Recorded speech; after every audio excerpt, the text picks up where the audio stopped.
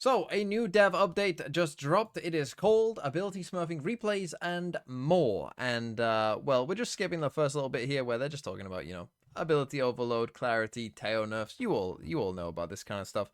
But let's get to the stuff that you might care about a little bit more. So let's go in. Healthy state. Right. We take a look at agents, maps, and weapons just to see where they are in terms of presence in the meta, overall strength, and their sentiment across ranks. These are just a handful of the key indicators that we track to make sure that there's no outliers that we need to take a second look at. And of course, most importantly, we monitor how Valorant is actually being played with all of your feedback. So make sure to fill out those surveys you get in the client too. We're also confident that the changes we're making now and some things that we're exploring for the end of the year will ensure that we're maintaining Valve's core balance between gunplay and abilities. Did you see this? Things that we are exploring towards the end of the year. Show Harbor. Now, and some things that we're exploring for Harbor the end of the year will ensure that we're maintaining Valve's core balance between gunplay and abilities. No spoilers though. Some spoilers. So in the next couple of weeks, we'll be revealing our new map with a little teaser here to hold you over until Masters Toronto, where you'll get to see the team do the full reveal. The map team cooked on this one. They've created something that aims to shake up how you think about taking and holding sites in Valorant. Each site is layered and complex, so that teams have to think pretty carefully about how you want to spend your utility to get onto site. Ooh. That's enough. Okay, looks interesting. I like the aesthetic of it. I like the kind of, I don't know, Hogwarts feel, I guess. I don't know, high fantasy castle feel. Looks kind of cool. Obviously don't have much more to say, but interesting, right? New map coming. That's cool. Like that. Anyways, I think Steven has just more fun news, though, about the new map. And we gotta go anyways, because we have to go playtest the next agent. Thanks, Tiffany and Ryan. With patch 11.0, we're bringing the new map to competitive queue day one. Most players are engaging with the new map for the first time in competitive already, and we want to better support learning the map in that competitive environment right away. And we know it's going to take reps before you're up to speed. So during that first patch cycle, which is 2 weeks, RR losses on the new map will be reduced by 50%. But don't worry. Interesting. Okay, so they're bringing the new map straight away. Is that what he said? So we're bringing the new map to competitive queue day one. Okay, so you can play the new map straight away, but % when you win. We're excited but you only lose 50% when you lose and get 100% when you win. That's an interesting change. And adapt to the layers of the new map. We want you to feel more comfortable jumping in, be able to learn as a community, and maybe dodge a bit less too. Next up, we're starting the conversation around a topic we've heard a lot about, Smurfing. And that word is loaded. It's not a one-size-fits-all descriptor of the behavior that we see. Some players are dialed in for the night, and they're just performing well for their rank. Others are new or returning and in the process of ranking up. But some have deranked with the intent to stomp, or are playing at lower ranks on accounts that they didn't level themselves. And that's an issue. So here's what's coming. First, we're increasing the barrier to sharing accounts, starting with multi-factor authentication. Our plan is to require MFA, something like app or SMS verification, primarily for suspicious cases, and we're looking into it for all competitive accounts as well. Our goal here is to have more clarity and guardrails around who is playing on an account. We're planning to launch this year with more specific details to come. Second, Okay, so 2FA for potential Smurfs seems interesting. We'll be adding an additional reporting category for players that are abusing matchmaking systems. This one's twofold. One, we want better data about when you think someone in the match was intentionally abusing the system. Two, players are currently using the cheating category to report this behavior, and that's making it more complicated for our anti-cheat efforts. Okay, now this, I assume that this seems like it makes sense, right? To have this, I assume it wasn't in the, hasn't been in the game so far, because I think this will probably get spammed quite a lot, right? A lot of people in a lot of games think that they are playing against a Smurf when probably a decent amount of time they aren't.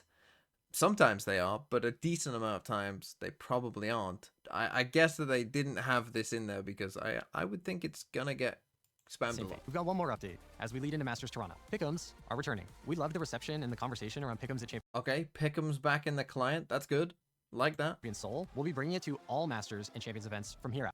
All Masters and Champs from here on out. Like that. I can prove once more that I am smarter than every single person watching this video. Love that. Love being able to prove that again.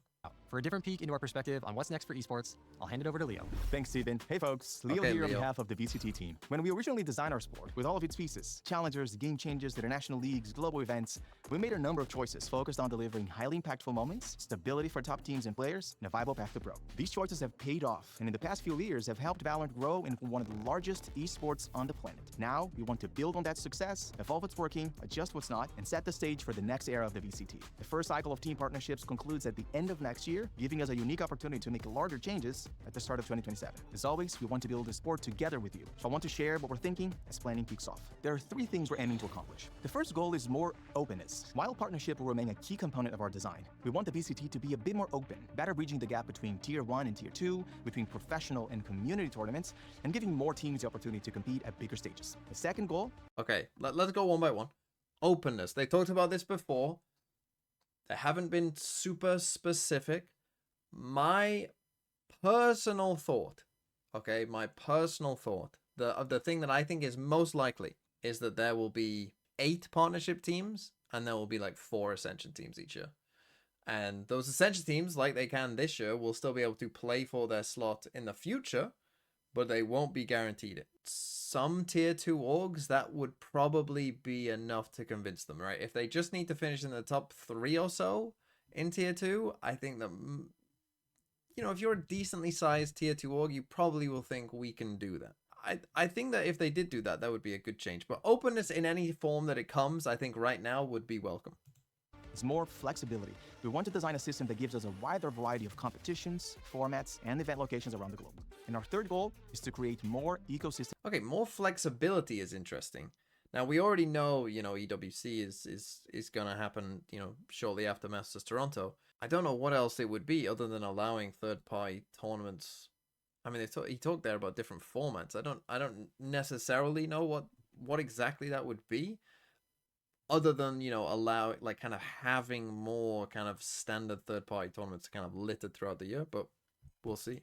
Moments. Events like Masters and Champions have been incredibly valuable because they allow us to bring together all the things that make Valorant special. The game, the sport, the community, the culture. And while we think the number of global events is still appropriate, we're looking to create more moments like that, especially at the regional level. It's still very early, and we'll be sharing a lot more updates in this year and the next. But as always, our biggest advantage continues to be the ideas you bring to the table. So please.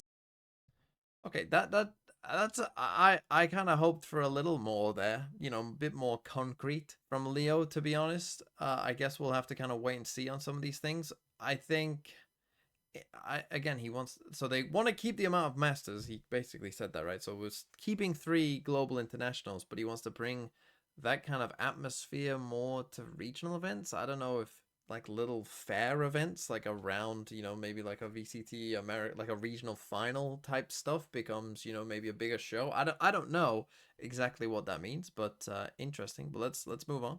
For Valorant's future is the game engine itself. We've been building Valorant in Unreal 4 for over 10 years, and the time is right to upgrade to Unreal 5. Coming soon in patch 11.02 around the end of July. The patch on release day will be a significantly large download to change the engine out, so we really appreciate your patience. In the short term, we've gone to great lengths to make sure that the upgrade doesn't disrupt your gameplay, so the game's overall look, feel, and all your crazy lineups should still be similar. The patch will, however, come with changes that will improve frame rate performance, make patch downloads faster in the future, and there will also be a special gun buddy to commemorate the occasion for everybody that logs in while the 11.02 patch is still live. Over the long term, bringing Val onto Unreal 5 will enable a whole host of new possibilities, and we can't wait for you to see where we're going in the years ahead. Okay, fine.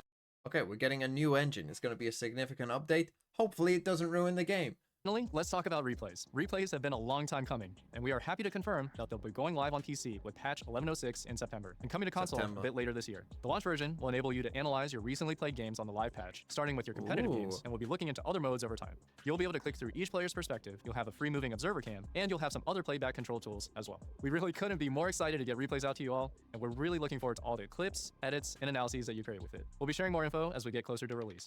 All right. Okay, so replay system coming in September. A date on a specific patch. So there is a date right there. See, this is interesting for me and for my channel, of course. Like, this will probably significantly impact, you know, how I do videos on this channel, right? In terms of what you'll probably see more from me is, you know, maybe more in-depth breakdowns, maybe 2 or 3 rounds, right? But really like going into detail, right? Because right now, obviously, all I can really do is like go on the map and kind of go like, oh, it looks like this is kind of happening to this guy, right? But I'm not in the game. You know, sometimes on the map, it is hard to tell. You know, looking at it on the whole, you know, new map looks kind of cool. Interested for that. You've got the Smurfing things. I think that's you know, some decent changes, but I'm not sure. It won't fix the Smurfing problem overall, but it might help it somewhat. The pick'ems, cool.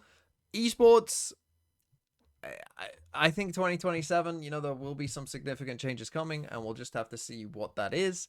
But I think either way, kind of making it more open to tier 2 is probably only just going to be a good thing. So yeah, I think on the whole, positive. Could Unreal, you know, changing the engine break the game? Maybe. Could this replay system be buggy as hell and unusable? Maybe. I still think there's more we can do for Valorant, right? I still think, you know, game modes is definitely something that I think can be improved upon overall in terms of the ways that you play Valorant. That's what I would say at least. But yeah, let's hold off and see the new map, because at least I'm excited for that.